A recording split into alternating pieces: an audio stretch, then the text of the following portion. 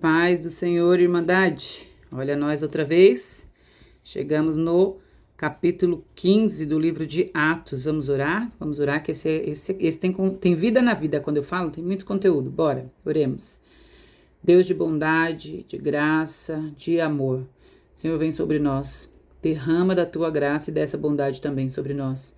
Tem misericórdia por meio desta palavra. Nos ajuda a entender, a aplicar, mas nós precisamos entender. Nos ajuda a entender, Senhor, esse capítulo todo, os outros, para que a gente possa guardar isso nas nossas mentes e usar quando for preciso, de maneira clara, para que a gente possa entender também, Senhor, que a Tua palavra está em nós e que ela nos vivifique, que ela faça isso, que ela traga vida, uma vida abundante para os nossos dias.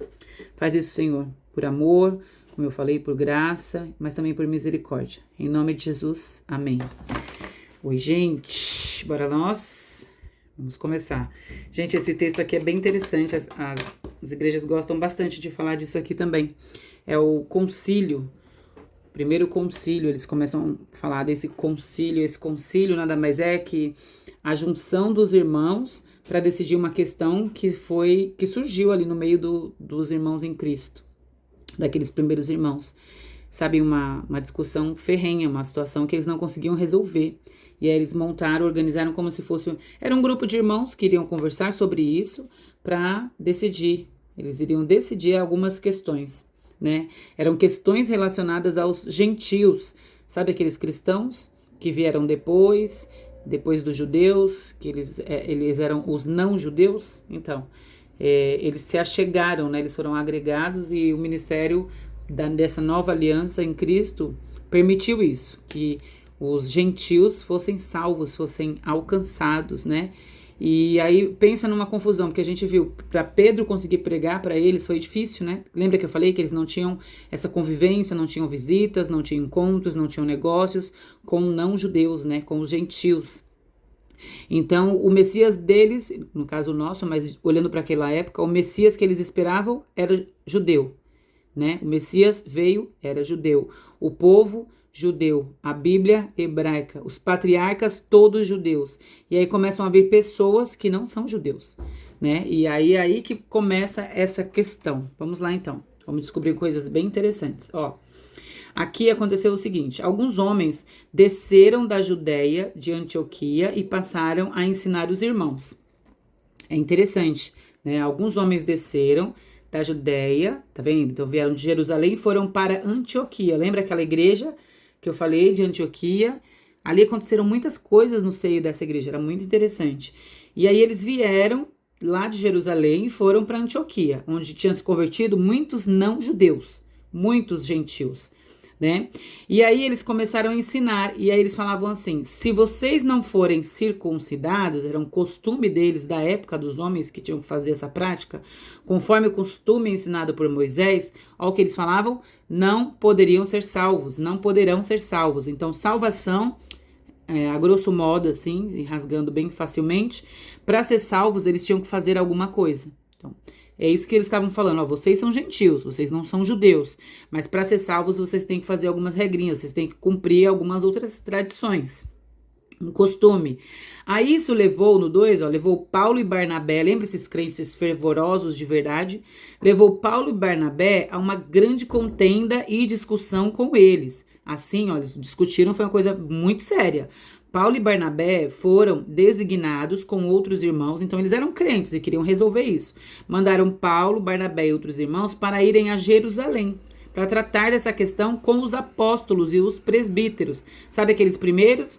Os apóstolos? Aí eles foram lá para resolver isso com essas pessoas, com os apóstolos e os presbíteros. Aí no 4 diz assim: chegando a Jerusalém, foram recebidos pela igreja, apóstolos e pelos presbíteros, né? A quem relataram tudo o que tinha acontecido, o que Deus tinha feito no meio deles, quantas pessoas tinham se convertido. Era um ambiente muito alegre, né? E aí levantaram-se, olha só. Então levantaram-se alguns do partido religioso dos fariseus. Lembra? Aqueles que perseguiam Jesus? Aqueles religiosos, os mais ferrenhos de todos? Aqueles cumpridores da lei? Então, Alguns deles haviam crido, então eles tinham se convertido a Cristo, alguns fariseus. E aí eles disseram assim: é necessário circuncidá-los e exigir que eles obedeçam à lei de Moisés. Olha as regrinhas. Vocês lembram que eles tinham que cumprir essas regras? E eles queriam trazer isso para o cristianismo, para a igreja de Cristo. E aí no 6, os apóstolos e os presbíteros se reuniram para considerar essa questão. Então essa reunião é o que a gente chama de concílio. Teve uma reunião dos irmãos para decidir essa questão. E aí, eles têm que cumprir essas regrinhas impostas por homens? Tem alguma coisa que eles possam fazer, que eles precisem fazer para ser salvos? Eles precisam fazer o que para ser salvos? Além de crer em Cristo Jesus. E aí Pedro, depois de muita discussão, olha aqui no 7, foi uma coisa muito difícil. Depois de muita discussão, Pedro levantou-se e dirigiu a eles. Lembra Pedro, líder? Pedro, aquele que vinha à frente? Pedro, que tinha ido ali na casa de Cornélio, aquele centurião, e toda aquela família, que eram gentios. Lembra aquela história do lençol, que eram 4 pontas? E aí eu falei, gente, isso é gente de todo mundo, os não-judeus, leste, oeste, norte e sul, do mundo todo. E Pedro ali orou com eles, lembra disso? E aí Pedro começou a falar. Pedro fala: vocês sabem, Deus me escolheu para os gentios, que ouvissem a mensagem do evangelho. E aí ele tá falando dessa situação que ele viveu ali na casa de Cornélio. E aí, ó, Deus dando-lhes o Espírito Santo, como antes fez conosco. E aí ele fala assim que purificou o coração desses homens, né, que chegaram dos gentios, pela fé. Então Pedro vem falando assim, ó, é graça e fé. E aí Pedro explicou isso para eles. E aí vem aqui, mas ainda tem esse finalzinho aqui que eu achei importante, ó. Cremos, isso é Pedro falando, cremos que somos salvos pela graça do nosso Senhor Jesus Cristo, assim como eles também. Então Pedro havia crido pela graça e pela fé. É isso que Pedro está falando, que aqueles homens gentios tinham crido também, os da casa de Cornélio, aquela experiência de falar em línguas e tudo aquilo, ele fala sobre isso. Toda a assembleia ficou em silêncio. Interessante, né? Eles já estão considerando alguma coisa. Estão ali matutando, vamos falar assim como meus avós falavam antigamente. Então eles ficaram em silêncio enquanto eles ouviam. Barnabé e Paulo relataram todos os sinais e maravilhas. Tudo que Deus tinha feito no meio daquele povo de Antioquia, dos gentios. Quando Paulo e Barnabé terminaram de falar, aí Tiago tomou a palavra e disse: Irmãos, ouçam-me. Simão nos expôs como Deus, no princípio, voltou-se, né, para os gentios, a fim de reunir dentro do povo nações para o seu nome. E ele vem falando mais coisas aqui. Esse Tiago aqui, gente, esse Tiago, quando ele levanta, ele praticamente encerra o assunto. Tiago se tornou um líder proeminente ali, um líder que era de grande expressão no meio deles. E deu essa palavra final sobre o assunto. Ele fala de graça e de fé, né? Esse Tiago aqui era irmão de Jesus. Olha que coisa linda que Jesus maravilhoso. Lembra que os irmãos não criam nele?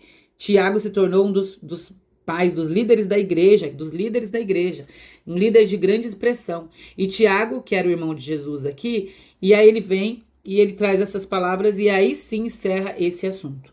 E aí os irmãos falam, não, realmente é pela graça e pela fé. E aí no 19 diz assim, portanto, julgo que não devemos criar, isso é Tiago falando, não devemos criar dificuldades para os gentios que estão se convertendo a Deus. Olha isso. E como eles resolveram essa situação? Eles resolveram assim, eles resolveram escrever cartas, no 20, ao contrário, devemos escrever a eles, então eles iam fazer cartas, dizendo-lhes que se abstenham. Aí ele falou assim, eles não têm que cumprir regrinhas, mas olha o que eles têm que fazer. Eles têm que evitar, né? Se abster, não comer comida contaminada por ídolos. Então, o que foi feito ali para idolatria, para os ídolos, oferta para ídolos, né? Eles tinham que deixar também a imoralidade sexual, carne de animais estrangulados e do sangue. E aí eles concordaram com tudo aquilo. Depois dele ter falado isso, gente, aí eles chegaram num consenso, graças a Deus, né? É assim que a igreja devia ser, né, gente? A igreja, algumas igrejas até conseguem, mas são poucas, né? A gente sabe que sempre tem discussões onde tem pessoas, tem vários entendimentos, e aí às vezes as coisas não saem como deveria, e aqui eles estão mostrando como é que deveria ser feito, né? E aí tem a carta, lembra que eu falei a carta? Isso que eles falaram, se abstenham de imoralidade, de animais estrangulados, de sangue. Então aí ele vem falando isso, eles colocam isso na carta, tá vendo aqui, A carta do concílio aos cristãos gentios. Então, os apóstolos e os presbíteros, com toda a igreja, ó, decidiram escolher alguns dentre eles para enviar para Antioquia com Paulo e Barnabé. Lembra que Paulo e Barnabé foram lá para resolver isso com os apóstolos? Aí agora eles vão voltar com essas cartas. E aí chamaram aqui os irmãos, ó, Judas, chamado Barsabás, e Silas, dois líderes entre os irmãos. Então, Silas era um dos líderes e volta com Barnabé, com Paulo e com esse daqui que era o Judas, né? Eles voltam, eles chegam com essas cartas aos irmãos, presbíteros, cristãos lá. Soubemos que saíram do nosso meio, sem a nossa autorização. Ele começa a explicar, né? Os irmãos começam a explicar que esses homens que foram lá pregar, eles foram sem autorização, eles foram por eles mesmos. Pra falar o quê? Pra pregar o quê? Olha, vocês têm que cumprir certas regras pra ser salvo. Não é todo mundo que foi salvo. Vocês têm que fazer circuncisão, vocês têm que cumprir tal regra. E aí ele vem falando assim, ó. Sem a nossa autorização, os perturbaram, ó, transtornando a mente de vocês com o que disseram. Gente, isso causou um alvoroço, né? E daí ele vem no 28 e diz assim, ó. Pareceu bem ao Espírito Santo e a nós, não impor a vocês nada além de seguir as exigências necessárias. Aí ele vem falando o que era, o que exatamente estava na carta, ó. Que se abstenham de comida sacrificada aos ídolos, de sangue, de carne de animais estrangulados, de imoralidade sexual. Vocês farão bem em evitar essas coisas, que tudo vá bem em vocês. É interessante, né? Aí depois disso, uma vez despedidos os homens, ó, desceram de Antioquia, onde reuniram a igreja, entregaram a carta aos irmãos, leram, se alegraram. Olha que coisa maravilhosa, gente. Coisa maravilhosa. Eu tô lendo e não puxei para vocês verem. E aí houve paz ali na igreja. Por quê? Porque isso sedimentou, isso resolveu esse problema, né? E aí, despedidos pelos irmãos, com a bênção da paz, para voltarem aos que tinham enviado. Aí eles voltaram lá para quem tinha encaminhado eles. Paulo e Barnabé permaneceram em Antioquia. E aí o texto continua aqui, ó. Muitos outros ensinavam, pregavam a palavra do Senhor. E aí o texto tem como título, e eu vou falar o título só para explicar o que aconteceu, ó. O desentendimento entre Paulo e Barnabé. Gente, no 37 diz assim, ó. Barnabé queria, ó. Paulo disse a Barnabé, vou ler tudo, é porque o tempo tá passando, eu fiquei com medo de não dar, mas vamos lá, dá assim. Algum tempo depois, Paulo disse a Barnabé, lembra, eles estavam caminhando juntos, já tinham bastante tempo, né? Paulo disse a Barnabé, voltemos para visitar os irmãos em todas as cidades onde pregamos a palavra do Senhor para ver como eles estão. Então era um cuidado pastoral ali, eles queriam ver como esses irmãos estavam. Barnabé queria levar João, também chamado Marcos. Então Barnabé queria levar João Marcos com ele. Paulo, porém, não achava prudente levá-lo, pois ele, ó, os abandonando-os na Panfilha. Lembra que eu falei lá atrás, que eu falei assim, ó, ele tá indo embora, ele tá deixando eles irem sozinhos, Paulo e Barnabé, ele desistiu, ele voltou para trás aqui. É nesse momento que tá tratando desse assunto. Aí Paulo fala assim, ó, não permaneceu com eles no trabalho. Ambos tiveram um desentendimento tão sério que se separaram. Olha isso. Eu tô falando de Paulo e de Barnabé. Paulo e Barnabé, apóstolos, homens sérios, revestidos, cheios do Espírito. Olha isso. O desentendimento foi tão sério entre eles que se separaram. Barnabé, levando consigo Marcos, né, João Marcos, navegou para Chipre. Mas Paulo escolheu Silas e partiu. Olha isso. E isso aqui é muito interessante, porque Barnabé levou João Marcos. Eles tinham até um grau de parentesco, salvo engano, eles eram primos, né? Mas aí Barnabé não desistiu. Barnabé, eu achei interessante que ele escolhe esse discípulo novo, que João era jovem, né? Ele era novo. E ele, por não desistir de João, nós vemos depois, no finalzinho aqui, nós vamos ver um momento em que Paulo precisa ser consolado no final da sua vida. Ele está na prisão, já com mais idade, sofrendo ali, perto de morrer, ele ia ser morto. E aí ele pede para alguém trazer o João Marcos, porque João Marcos se tornou útil para Paulo. Então ele queria a presença de João Marcos, e diz assim, só ele esteve aqui comigo, sabe? Ele é amparado por João Marcos, essa pessoa que ele tinha desistido, que ele falou, não vamos levar ele não. Então Paulo desistiu dele, mas Barnabé não. E por que Barnabé não desistiu? A gente vê esses frutos depois. Inclusive, João Marcos escreveu o Evangelho, gente. O Evangelho de Marcos, né? E é interessante que o Evangelho de Jesus é isso. Essa palavra de Jesus é isso.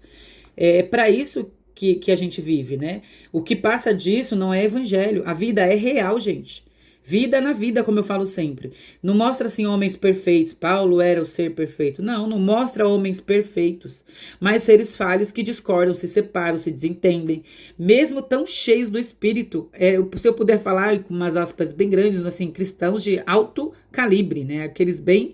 Esse sim era cristão, não, não nós, né? Se a gente for olhar para eles, né? Se é que a gente pode falar assim, só para entender a dimensão do que eles eram. Eles eram profetas, apóstolos, mestres, capazes de dar a vida pelo evangelho, pela pregação por Cristo. E ainda assim eles brigaram, não conseguiram se entender naquele momento e por anos eles ficaram separados e deixaram de caminhar juntos na obra.